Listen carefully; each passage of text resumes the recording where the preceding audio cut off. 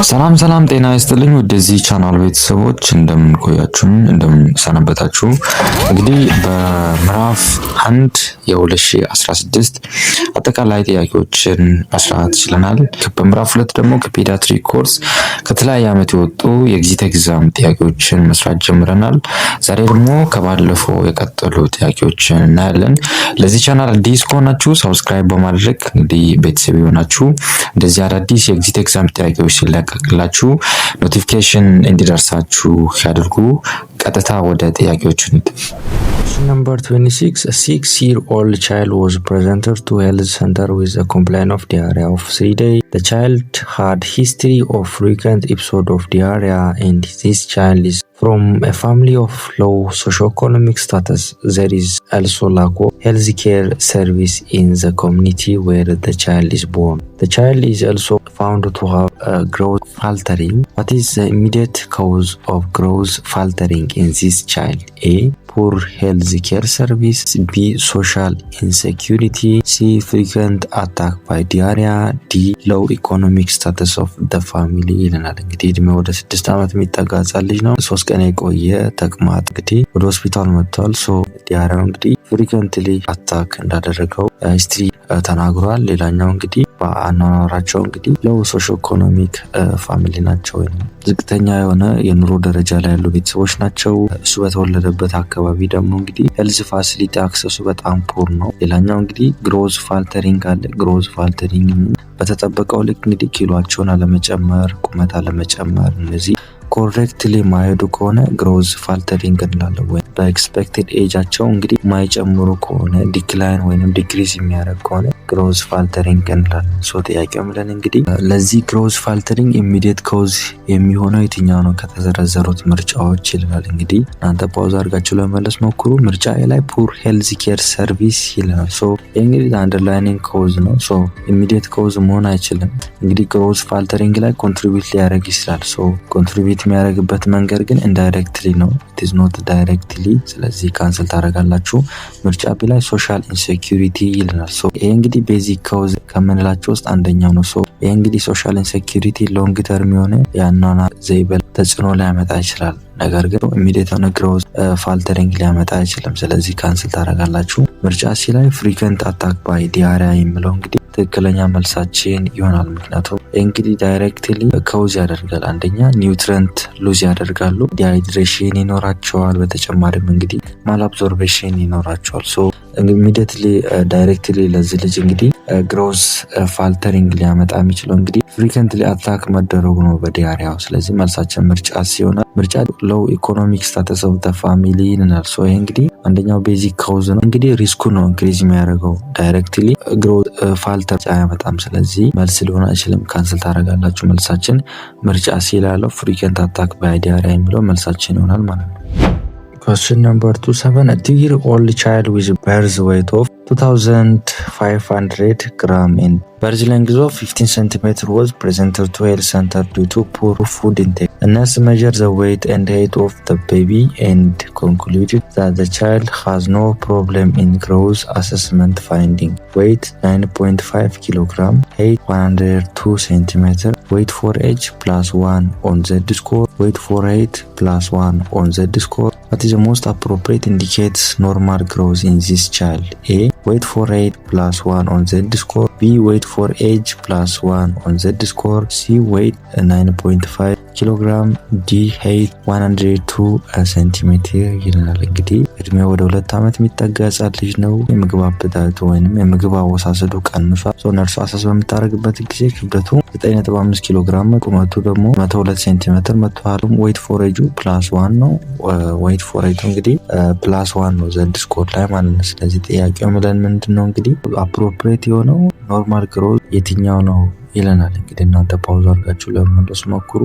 ምርጫ ዲ ላይ ሄይት እንግዲህ 102 ሴንቲሜትር ይልናል። የቁመት ብቻውን እንግዲህ ኖርማል ግሮዝን ኮንፊርም ማድረግ አይችልም። በተጨማሪም እንግዲህ 2 ዓመት ላለው እድሜ ደግሞ ይሄን ትልቅ አይሆንም፣ ኮንፊርም አያደርግልንም። ስለዚህ ካንስል ታደርጋላችሁ። ምርጫ ሲ ላይ ዌይት ይለናል። ሶ ዌይት ላይ 9.5 ኪሎ ግራም ይለናል። ሶ ይሄም እንግዲህ ልክ እንደ ሄቱ ብቻውን ኖርማል ግሮዝን ኮንፊርም ማድረግ አይችልም። ሶ ዘድ ስኮር ላይ እንግዲህ ክብደቱ ከሆነ ቫሊዩ ጋር ኢንተርፕሬት መደረግ አለበት ማለት ነው። ስለዚህ ኢንተርፕሬት አልተደረገም ምርጫ ሲ ላይ ያለው ካንስል ታደርጋላችሁ።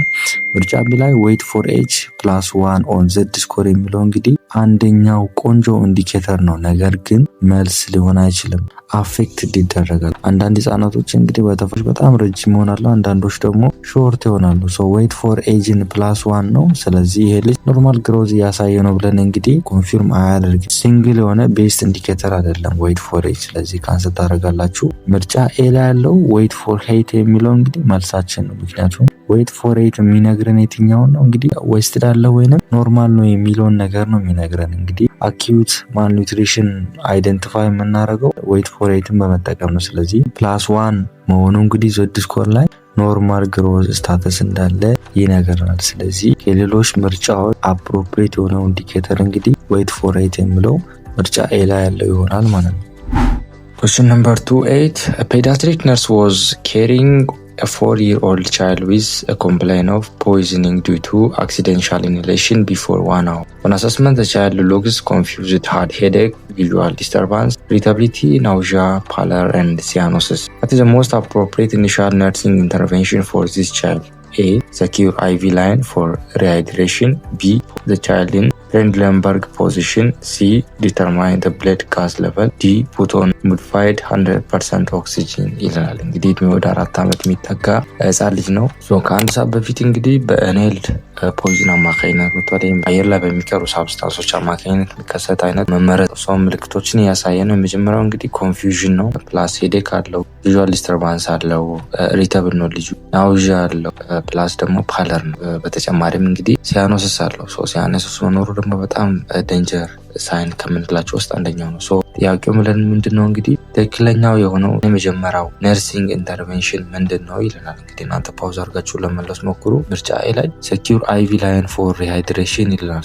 እንደ ፕራዮሪቲ ሴኪዩር አድርገን አይቪ ፍሉድ መስጠታችን እንግዲህ ትክክለኛ፣ ምክንያቱም ልጁ እያሳየ ያለው እንግዲህ ሃይፖክሲያ ነው አይደል? ሃይፖክሲያ ውስጥ ያለ እንግዲህ አይቪ ፍሉድ እንደ ፈርስት ላይን ኢንተርቬንሽን እንግዲህ አናደርግም። ስለዚህ ካንሰል ታደርጋላችሁ። ምርጫ ቢ ላይ ፑት ዘ ቻይልድ ኢን ትሬንድለንበርግ ፖዚሽን ይለናል። እንግዲህ ይሄ አይደረግም፣ ምክንያቱም ብሪዚንጉን የባስ ያባብሰዋል። ስለዚህ የአይነት ፖዚሽን ላይ አናደርገውም። ስለዚህ ካንሰል ታደርጋላችሁ። ምርጫ ሲ ላይ ዲተርማይን ብሌድ ጋዝ ሌቨል ይለናል። ይሄ እንግዲህ በጣም አስፈላጊ ነው። የብሌድ ጋዝ ሌቨሉን ቼክ ማድረግ አስፈላጊ ነው። ነገር ግን መጀመሪያ ምን መሆን አለበት? ልጁ ስታባላይዝ መሆን አለበት። አፍተር ከዛ በኋላ ቼክ ማድረግ ወይም ማሰስ ማድረግ ያስፈልጋል። ስለዚህ ምርጫ ሲ ላለውን ካንሰል ታደርጋላችሁ። መልሳችን እንግዲህ ምርጫ ዲ ላለው ፑት ኦን ሞዲፋይድ 100% ኦክሲጂን የሚለው እንግዲህ ትክክለኛ መልስ ይሆናል ማለት ነው። ምክንያቱም ልጁ እንግዲህ ከባድ የሆነ ሪስፓይራቶሪ ሲምፕተሞችን ያሳየ ነው። ስለዚህ ኤርዌይ ላይ ደግሞ ችግር ካለ የመጀመሪያው እንግዲህ እንደ ማናጅመንት የምንጠቀመው ቢሲ ሩል ነው አይደለ? ስለዚህ ኤርዌይ ብሪዚንግ ዘን ሰርኩሌሽን። ስለዚህ የመጀመሪያው ስቴፕ እንግዲህ ኦክሲጂን መስጠት ነው። ስለዚህ ከየትኛውም ፍሉድም ሊሆን ይችላል፣ ላቦራቶሪ ኢንቨስቲጌሽን ሊሆን ይችላል። ከዛ ቀድሞ መምጣት ያለበት ኦክሲጂን አድሚኒስትሬሽን ነው። ስለዚህ መልሳችን ምርጫ ዲ ላይ ያለው ይሆናል ማለት ነው። Question number 29. Mother brought a 1 month old unit with a complaint of poor weight gain. On assessment, the nurse found that poor attachment and poor positioning were major problems. The weight for age was less than -2 on the score. The nurse classified the case as underweight and advised the mother to give home care for the infant and breastfeed often as per the need, and instructed the mother for follow-up. What is the next most appropriate schedule for this infant? A. After 14 days. B. After 7 days. C. After 2 days. D. After 4 days ይለናል። እንግዲህ እድሜው ወደ 1 ወር አካባቢ የሚጠጋ ኢንፋንት ነው። በተገቢው መንገድ እንግዲህ ክብደት ያገኝ አይደለም። ሌላኛው እንግዲህ እናትየው ጡት በምታጠባበት ጊዜ እንግዲህ ፑር የሆነ አታችመንት እና ፖዚሽን አለው። ዌይት ፎር ኤጁ ሌዛን -2 ነው። ኦን ዘ ስኮር ላይ እንግዲህ አንደር ዌይት እንዳለ ያሳየናል። ማዘሯ እንግዲህ ካውንስል ተደርጋለች ቤት ኬር እንድትሰጥና በየጊዜው እንግዲህ ልጁ ጡት በሚፈልግበት ጊዜ እንድታጠባው እንግዲህ ተነግሯታል። ጥያቄው ምለን እንግዲህ ቀጣይ ቀነ ቀጠሮ መች መሆን አለበት ይለናል። እንግዲህ እናንተ ፖዝ አድርጋችሁ ለመመለስ ሞክሩ። ስለዚህ እንግዲህ ኬዛችን ላይ እነሷ እንግዲህ አንደር ዌይት ብላ ዲያግኖስ አድርጋለች። ፊዲንግ ፕሮብሌም እና ወይም አንደር ዌይትን እንግዲህ ብሬስት ፊድ ለሚያደርጉ ኢንፋንቶች እንግዲህ ክላሲፊኬሽን አስቀምጧል። መጀመሪያው እንግዲህ በስነስርዓት ፖዚሽን ካልሆነ አንደኛው ነው የኛ ኬዝ ላይ የተተገበረ ያለው። ሁለተኛው እንግዲህ ኖት ዌል አታችድ ቱ ዘ ብሬስት ወይም ለጡቱ በትክክለኛው አታች አለመሆን ካለ፣ ሌላኛው እንግዲህ ሳክ በሚያደርጉበት ጊዜ ኢፌክቲቭሊ ሳክ የማያደርጉ ከሆነ እና ቢያንስ ብሬስት ፊዲንጉን በ24 ሰዓት ውስጥ ከ8 በታች የሚያደርጉ ከሆነ፣ ሌላኛው እንግዲህ ፍሪኩዌንትሊ ስዊች የሚያደርጉ ከሆነ አንደኛውን ጡት ሳይጨርሱ ወደ አንደኛው ጡት የሚሄዱ ከሆነ፣ በተጨማሪም ኖት ኢንክሪዚንግ ፍሪኩዌንሲ ኦፍ ብሬስት ፊዲንግ ዱሪንግ ኢልነስ ህመም በሚገጥምባቸው ጊዜ እንግዲህ የጡት መጥባት አለመጨመር ካለ፣ በተጨማሪም እንግዲህ ሌሎች ምግቦችን የሚመገቡ ከሆነ የሚጠጡ ከሆነ እና እናትየዋ ሙሉ ለሙሉ ብሬስት ፊድ ማታደርግ ነው ወይም ዜድ ስኮር ላይ ዌይት ፎር ኤጁም ሌዛን -2 ከሆነ አንደኛው ምልክት ነው። እንግዲህ እኛ ኬዝ ላይ ሌዛን -2 ነው። አንደር ዌይት እንደሆነ እንግዲህ ዲያግኖስ አድርጋለች። ሌላኛው ትራሽ ካለ እንግዲህ አንደኛው ነው። ከነዚህ መካከል እንግዲህ አንዱ ካለ ክላሲፋይ የምናደርገው ፊዲንግ ፕሮብሌም ወይንም አንደር ዌይት ብለን ነው። ትሪትመንቱ እንግዲህ እንደምትመለከቱት ነው። መጨረሻ ላይ እንግዲህ ፎሎ አፕን በምታዩበት ጊዜ እንግዲህ ፎሎ አፕ ኤኒ ፊዲንግ ፕሮብሌም ኦር ትራሽ ኢን 2 ዴይ ይላል። እንግዲህ ፊዲንግ ፕሮብሌም ያለባቸው ወይንም ኦራል ትራሽ ካለባቸው እንግዲህ ከ2 ቀን በኋላ እንዲመጡ ይነገራል። እንግዲህ በእኛ ኬዝ ላይ እንግዲህ አንደር ዌይት ነው ህፃኑ ልጅ። እንግዲህ ለአንደር ዌይት ደግሞ ፎሎ አፕ ቀኑ እንግዲህ ስንት ነው ይለናል። ሚኒሳይ ላይ 14 ቀን ይለናል። ስለዚህ መልሳችን ምርጫ ኤ ላይ ያለው ይሆናል ማለት ነው። Question number 13. A child was presented to health center with eye pain, lethargy, or behavioral changes. Was assessed to have visual impairment. The child was admitted to hospital but became anxious to unfamiliar environment. What is the most appropriate expected outcome of this condition? A. Child's coping strategy is improved. B. The child copes well with the new environment. C. Child gets free of pain and improves a day after treatment. D.